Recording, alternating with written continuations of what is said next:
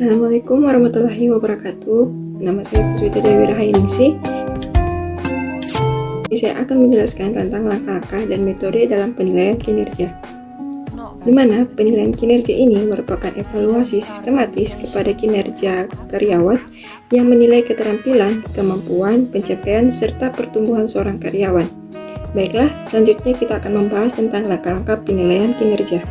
Penilaian kinerja ada dilakukan secara informal dan ada secara formal, serta ada yang secara sistematis. Ada beberapa langkah-langkah mulai dari menetapkan standar kinerja sampai tindakan korektif. Langkah pertama, menentukan tujuan penelitian. Langkah dasar dalam penilaian yang efektif dan sistematis yaitu menentukan tujuan penilaian itu sendiri.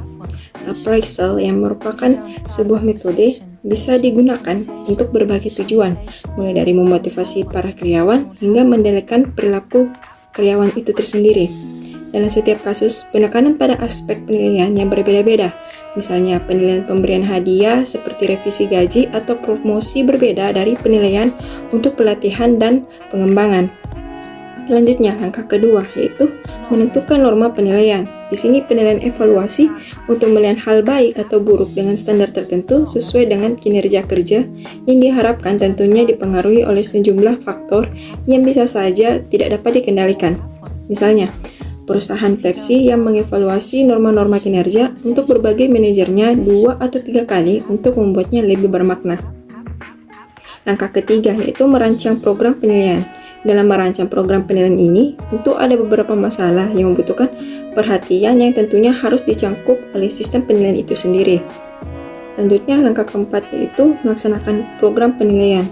Nah, dalam hal ini, penilaian dilakukan oleh penilai dan mereka juga dapat melakukan wawancara jika disediakan dalam sistem penilaian. Hasilnya akan dikomunikasikan pada Departemen SDM untuk ditindaklanjuti berdasarkan tujuan penilaian. Langkah kelima yaitu umpan balik penilaian. Tahap yang paling penting dalam penilaian, khususnya ketika peringkat karyawan tidak sesuai dengan harapan penilai, meskipun harapan tersebut mungkin didasarkan pada premis yang salah. Contohnya, seorang karyawan yang menginginkan umpan balik karena ingin mengetahui apakah kinerja mereka sudah mencerminkan persepsi diri mereka. Yang terakhir, yaitu langkah keenam, yaitu tindakan pasca penilaian. Di sini tindakannya dimasukkan dalam bentuk hadiah yang sesuai untuk para pekerja yang memiliki penilaian yang tinggi. Yang dimasukkan di sini penilaian tinggi itu para pekerja yang tentunya sudah sangat berusaha dalam untuk mencapai proses nilai yang baik dan mendapatkan skor akhir yang tinggi, sehingga mereka diberikan hadiah baik dari perusahaan sebagai apresiasi kerja mereka selama bekerja di tempat mereka bekerja. Selanjutnya adalah beberapa metode yang akan membantu dalam mengembangkan karyawan. Ada beberapa metode yang digunakan untuk membantu dalam pengembangan karyawan. Di sini saya akan menjelaskan 6 metode, yaitu yang pertama yaitu metode penilaian umpan balik 360 derajat. Metode penilaian umpan balik 360 derajat ini merupakan metode penilaian kinerja populer yang melibatkan masukan evaluasi dari banyak level dalam perusahaan, sebagaimana pula dari sumber-sumber eksternal. Dalam metode ini, orang-orang di sekitar karyawan yang dinilai bisa ikut serta memberikan nilai, yaitu antara lain manajer senior, karyawan itu sendiri, atasan, bawahan, anggota tim, dan pelanggan internal atau eksternal.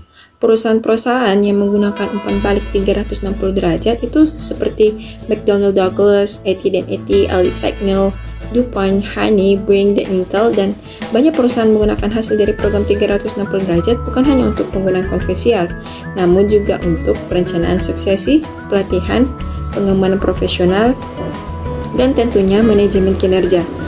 Selanjutnya, yang kedua ada metode skala penilaian. Nah, metode skala penilaian atau rating scale method adalah metode penilaian kinerja yang menilai para karyawan berdasarkan beberapa faktor yang telah ditetapkan sebelumnya. Menggunakan pendekatan ini para evaluator akan mencatat penilaian mereka mengenai kinerja pada sebuah skala. Nah, skala tersebut itu meliputi beberapa kategori, biasanya dalam angka 5 sampai 7 yang didefinisikan dengan kata sifat seperti luar biasa, memenuhi harapan, atau butuh perbaikan. Meskipun sistem-sistem seringkali memberikan penilaian keseluruhan, metode ini tentunya secara umum memungkinkan penggunaan lebih dari satu kriteria kinerja. Selanjutnya itu metode insiden kritis. Metode insiden kritis atau critical incident method adalah metode penelitian kinerja yang membutuhkan pemeliharaan dokumen-dokumen tertulis mengenai tindakan-tindakan karyawan yang sangat positif dan sangat negatif. Ketika tindakan tersebut yang disebut insiden kritis mempengaruhi efektivitas sebuah departemen secara signifikan, secara positif ataupun negatif, manajer akan mencatatnya. Pada akhir periode penilaian menggunakan catatan tersebut bersama dengan data-data lainnya untuk mengevaluasi kinerja karyawan. Dengan cara tersebut, penilaian akan lebih cenderung mencakup keseluruhan periode evaluasi dan tidak berfokus pada minggu-minggu atau bulan-bulan terakhir saja. Yang keempat, ada metode SI atau EC method. Itu adalah metode penilaian kinerja di mana penilai menulis narasi singkat yang menggambarkan kinerja karyawan selama mereka melakukan penilaian kinerja, di mana metode ini cenderung berfokus pada perilaku ekstrim dalam pekerjaan karyawan dan bukan kinerja rutin harian. Penilaian jenis ini sangat bergantung pada kemampuan menulis dari evaluator. Para atasan dengan keterampilan menulis yang sangat baik, jika mau, bisa membuat seorang karyawan yang biasa-biasa saja terdengar seperti seorang yang memiliki berprestasi yang baik. Membandingkan evaluasi SI biasa menjadi sulit karena tidak adanya kriteria umum. Namun, beberapa manajer yakin bahwa metode SI bukan hanya yang paling sederhana, tetapi merupakan pendekatan yang dapat diterima untuk evaluasi karyawan. Yang kelima itu adalah metode standar kerja atau work standard method. Itu merupakan penilaian kinerja yang membandingkan kinerja setiap karyawan dengan standar yang telah ditetapkan atau tingkat output yang diharapkan. Standar mencerminkan output normal dari seorang karyawan rata-rata yang bekerja dengan kecepatan normal. Perusahaan-perusahaan bisa menetapkan standar kerja untuk hampir semua jenis pekerjaan. Namun, pekerjaan-pekerjaan produksi umumnya mendapat perhatian yang lebih besar.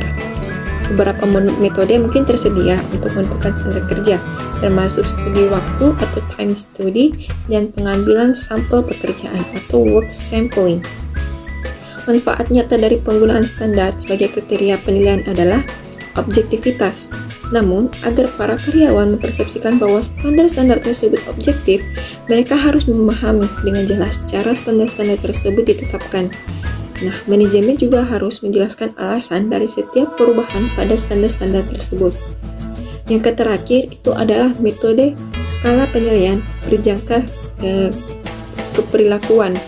Nah, metode skala penilaian berjangka keperilakuan atau behaviorally encouraged rating scales atau BARS BRS adalah metode penilaian kinerja yang menambahkan unsur-unsur skala penilaian tradisional dengan metode insiden kritis.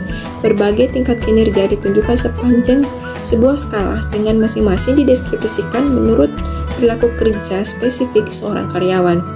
Sistem ini berbeda dengan skala penilaian karena alih-alih menggunakan istilah-istilah seperti tinggi, menengah, dan rendah pada setiap poin skala-skala sistem tersebut, ini menggunakan jangkar-jangkar keperilakuan yang berhubungan dengan standar yang sedang diukur. Modifikasi ini memperjelas makna dari setiap poin pada skala serta mengurangi bias dan kesalahan penilaian dengan menjangkar nilai tersebut pada contoh-contoh perilaku spesifik yang didasarkan pada informasi analisis pekerjaan. Alih-alih memberikan ruang untuk memasukkan angka penilai untuk kategori di atas harapan, metode ini memberikan contoh-contoh perilaku seperti yang saya jelaskan sebelumnya. Mungkin hanya itu yang saya dapat jelaskan tentang langkah-langkah dan metode dari penilaian kinerja. Lebih dan kurangnya mohon dimaafkan. Assalamualaikum warahmatullahi wabarakatuh.